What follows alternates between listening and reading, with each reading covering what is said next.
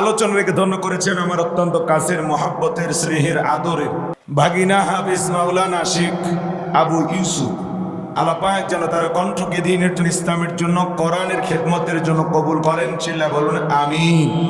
যতক্ষণ কথা বলেছেন ভালো লাগে নাই, তাহলে মাঝে মাঝে সুযোগ পাইলে দাওয়াত দেবেন। ছেলেটার মা নাই, ও যে মসজিদে আগে জুমার নামাজ পড়াইতেছিল, ওই সময় পুলিশ যায় ওরা আগে বসে থাকতো। তাহলে বোঝেন ইমামের আগে যদি পুলিশ যা বসে থাকে মসজিদে, তাহলে বোঝেন খতিবের স্পিরিট কত। দেখতে ছোট, কথা আছে ছোট মরিচের ঝাল বেশি। বিগত 24 সালের জুলাই অভ্যুত্থানের ভিতর দিয়া আল্লাহ পাক কোরআন বিজয় করার একটি আমাদেরকে সুযোগ দান করেছে। এইবার যদি সুযোগ আপনারা কাজে না লাগান, হাসরের ময়দানে কিয়ামতের দিনে 95% বাংলাদেশের মুসলমানদেরকে মুনাফিকের কাতার আব্দুল্লাহ বিন উবাইর সাথে দাঁড়াইতে হবে। কথা বলেন ঠিক কিনা? থেকে পরিচয় চাই এই যুবককে, ওনার ছেলে না, ওনার মেয়ে, ওনার আত্মীয় স্বজন না, ওনারকে। তখন আল্লাহ পাক বলবে ওনার আত্মীয় স্বজন সবাই ভুলে গিয়েছে, ঢাকা হাসপাতাল পর্যন্ত, পরিবার কবর পর্যন্ত সবাই যখন ভুলে গেল। আমার কোরআন গতকালকে ফজর ইশার নামাজের পরে তেলাওয়াত করেছে সূরা মুলক।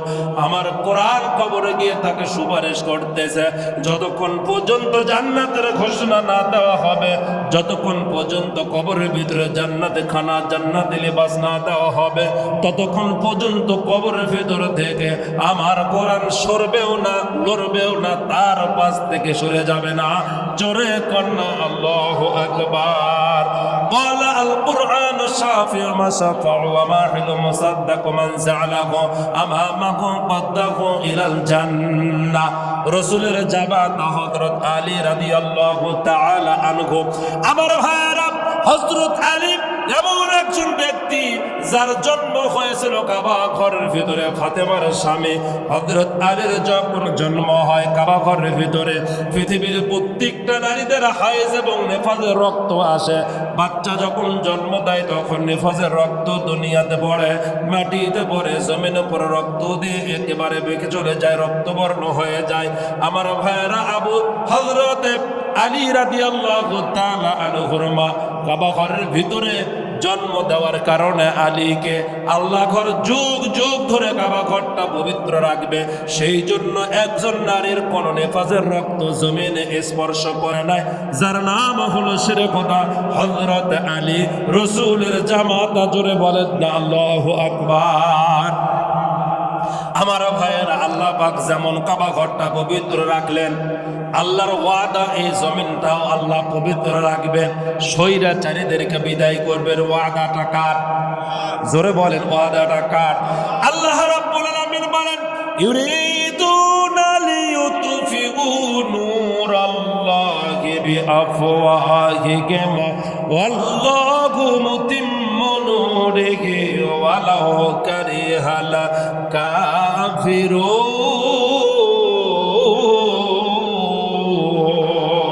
কাফিরুন ওয়ালাউ কারিহাল ফাসিকুন ওয়ালাউ কারিহাল মুশরিকুন। আল্লাহু আকবার। মাইকের সাউন্ড পাওয়া যায়? স্পষ্ট বোঝা যায়? তাহলে আপনারা কথা বলতেছেন না কেন? সম্মানিত হাজিরিনে কেরাম, আল্লাহ পাক বললেন কাফের মুশরিকদের অন্তরে যতই জ্বালা পোড়া হোক না কেন, আমি আল্লাহ পাক এই জমিনটাকে পবিত্র করব, স্বৈরাচারীদেরকে মুক্ত করবই। ওয়াদাটা কার? সূরাতুত তাওবা 10 নম্বর পারা খুঁজে দেখবেন। আল্লাহ পাক বলেন স্বৈরাচারী মুক্ত করবই। আল্লাহ পাক সূরা রহমানে বললেন, ও স্বৈরাচারীরা, তোমাদের যদি ভালো না লাগে আমার দিনকে, ভালো না লাগে আমার কোরআনকে, ভালো না লাগে আল্লামা সাইদিকে, ভালো না লাগে আল্লামা মামুনুল হককে, ভালো না লাগে মিজানুর রহমান আজহারি গোলাম রব্বানীকে, আল্লাহওয়ালাদেরকে, দ্বীন প্রতিষ্ঠা যারা করতে চায় তাদেরকে যদি তোমাদের ভালো না লাগে, আল্লাহ পাক একটা নোটিশ দিয়া দিলেন, শোনো, তাহলে তোমরা এই কাজটা করে দেখাও তো দেখি। আল্লাহ পাক বলেন, ইয়া মা'আশারাল জিন্নি والإنس إن استطعتم أن تنفذوا من أقطار السماوات والأرض فانفذوا لا تنفذون إلا بسلطان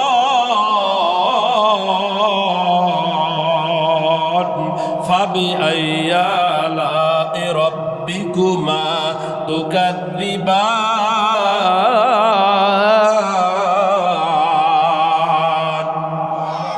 পৃথিবীর সকল স্বৈরাচারীদেরকে আল্লাহ পাক বলে দিলেন আমার জমিনটা ফাঁকা কর।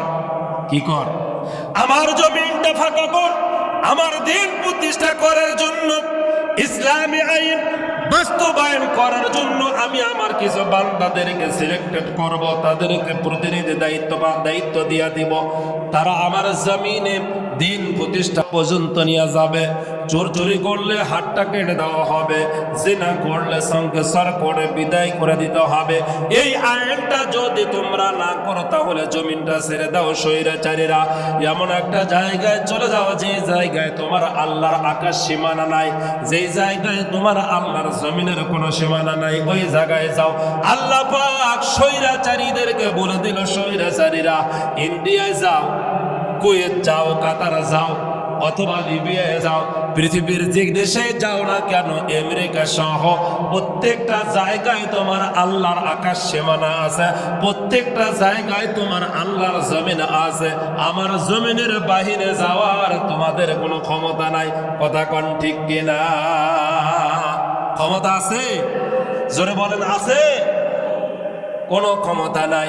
আমার ভাইরা, আমার বন্ধুগণ, ওই কবর ব্যক্তি আল্লাহ পাক আল্লাহর কোরআনটা তখন যখন বসে থাকবে, আল্লাহ পাক জান্নাতি ফেরেশতা দ্বারা কবর থেকে জান্নাত পর্যন্ত এক সুড়ঙ্গ তৈরি করে দিবে। জান্নাতি খানা, জান্নাতি লেবাস, জান্নাতি পরিবেশ সব ব্যবস্থা হয়ে যাবে। আমার ভাইরা, কবরের ভিতরে জান্নাতি খানা, জান্নাতি লিবাস, পরিবেশ যখন তৈরি হয়ে যাবে, যুবক বিদায় নিতে থাকবে। এমন সময় জামাটা টেনে ধরে বলবে, কে গো তুমি? তোমাকে তো দেখা যায় না, চেনা যায় না। তোমার বাড়ি তো মোকামতলা, বগুড়া, মোকামতলা অথবা বাংলাদেশের কোনো জায়গায় নয়। আমার নিজের জন্ম দেওয়া সন্তান তো তুমি না। নিজের জামাতার ভেতরেও চেহারা মিল পাওয়া যায় না। কে গো তুমি? তোমার পরিচয়টা দিয়ে যাও।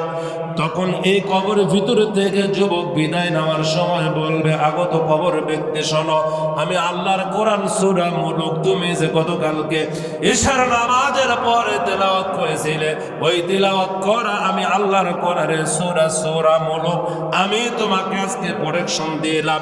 এরপর মিজানের পাল্লায় তোমার পক্ষে থাকবো, হাসরের ময়দানে থাকবো, ফলসরাতে থাকবো।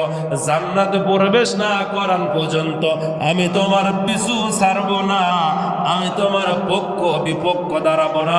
কারণ দুনিয়াতে তুমি বেশি বেশি কোরআনের পক্ষে কাজ করেছো, কোরআন পড়েছো, কোরআনওয়ালাদের সাথে তুমি সঙ্গ দিয়েছো। জোরে বলেন না আল্লাহু আকবার।